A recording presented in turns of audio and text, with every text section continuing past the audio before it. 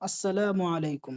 আজকে আবারও চলে আসলাম আমি ইফতেখার আলম স্যার ইতিহাসের ক্লাস নিয়ে ২য় অধ্যায় ১০ম শ্রেণীর। আজকে আমরা এমন একটা সময়ের কথা জানবো যখন আমাদের দেশের সমাজ, ধর্ম, শিক্ষা ও চিন্তাধারার এক বিশাল পরিবর্তন এসেছিল। আর এই পরিবর্তনকেই আমরা বলি সংস্কার আন্দোলন।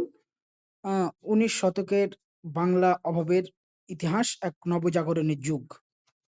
২য় অধ্যায়, যে অধ্যায়টার নামই হচ্ছে সংস্কার, বৈশিষ্ট্য ও পর্যালোচনা। ১০ম শ্রেণীর ইতিহাস বিষয়ে। যে এই সময়টা, যেই সময়টা অনেক কিছু পরিবর্তন হয়েছে। অনেক কিছু মানুষ জানতে পেরেছে, অনেক কিছু মানুষ বুঝতে পেরেছে, অনেক কিছু মানুষ দেখতে পেরেছে। দেখো যে ১৮ শতকের অন্ধকারছন্ন যুগ। ১৮ শতক ছিল বাংলার ইতিহাসের এক অন্ধকার যুগ। এটা ১৮৫৭ খ্রিস্টাব্দে পলাশির যুদ্ধের পর বাংলার ব্রিটিশ ইস্ট ইন্ডিয়া কোম্পানি শাসন প্রতিষ্ঠিত হয়। আর সেই পলাশির যুদ্ধের মাধ্যমে বাংলার স্বাধীনতা শেষ হয়। ব্রিটিশেরা বাণিজ্য ছদ্মরে শাসক হয়ে ওঠে।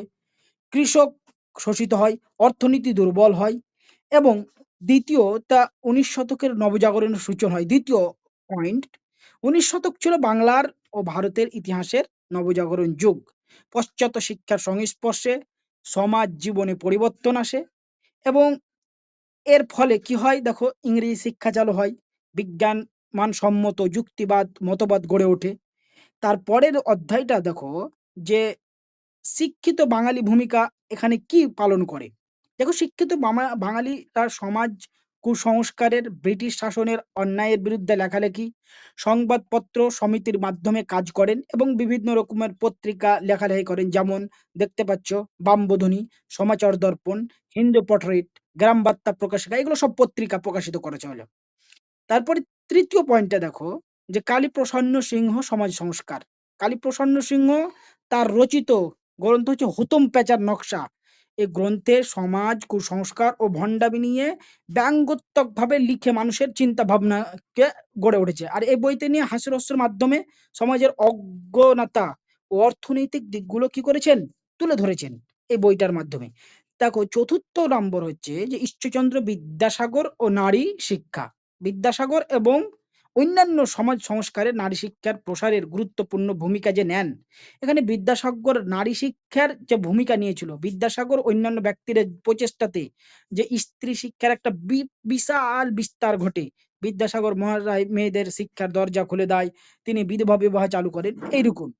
তো ৫ম নম্বরে দেখো, ৫ম নম্বর পয়েন্টটা যে উচ্চশিক্ষার বিকাশ। আমি শুধু পয়েন্টগুলো আলোচনা করছি, তাহলে তোমরা বুঝতে পারবে। আমি বিস্তারিত আলোচনা করছি না। যে কলকাতা মেডিকেল কলেজ প্রতিষ্ঠিত হয়। কলকাতা বিশ্ববিদ্যালয় প্রতিষ্ঠিতর মাধ্যমে উচ্চশিক্ষার যুগান্তর ঘটে। পাশ্চাত্য বিজ্ঞান, চিকিৎসা, সাহিত্য চর্চা শুরু হয়। শিক্ষিত নতুন প্রজন্ম সমাজ পরিবর্তন আনে। এগুলো সব হয় উচ্চশিক্ষার বিকাশের ফলে। তারপরের পয়েন্টে দেখো ধর্মীয় মানবতে সুসংস্কার। দেখো শ্রী রামমোহন রায়, দেবেন্দ্রনাথ ঠাকুর, কেশবচন্দ্র সেন প্রমুখ এরা ব্রাহ্ম সমাজের মাধ্যমে ধর্মীয় কুসংস্কার দূর করে। শ্রীকৃষ্ণ বিবেকানন্দ প্রমুখেরা নতুন ধর্মের আদর্শের ব্যাখ্যা করেন, যা সর্বধর্ম সমবায় ও মানব সমাজের জয়গান গায়। তারপরের পয়েন্টটা যদি দেখো, পাশ্চাত্য শিক্ষার প্রভাব। পাশ্চাত্য শিক্ষার সংস্পর্শে বাঙালিরা নতুন চিন্তাধারা অভ্যস্ত হয়। যুক্তিবাদ, বিজ্ঞান সমস্ত মানবিক মূল্যবোধ গড়ে ওঠে। এটি শুধু শিক্ষা নয়, সাহিত্য, শিল্প ও রাজনীতিতেও প্রভাব ফেলে। একে আমরা বলি হয় বাংলা নবজাগরণ। তাহলে পাশ্চাত্য শিক্ষার ফলে কি হয়? বাংলার নবজাগরণ ঘটে, শিক্ষার নবজাগরণ ঘটে।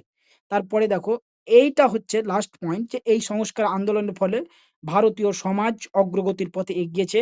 নারী শিক্ষা, বৈজ্ঞানিক চিন্তা, ধর্মীয় সহনশীলতা, মানবিক মূল্যবোধ বিকাশ সবই এই সময়ের উপহার। তাই ১৯ শতককে বলা হয় বাংলার নবজাগরণের যুগ।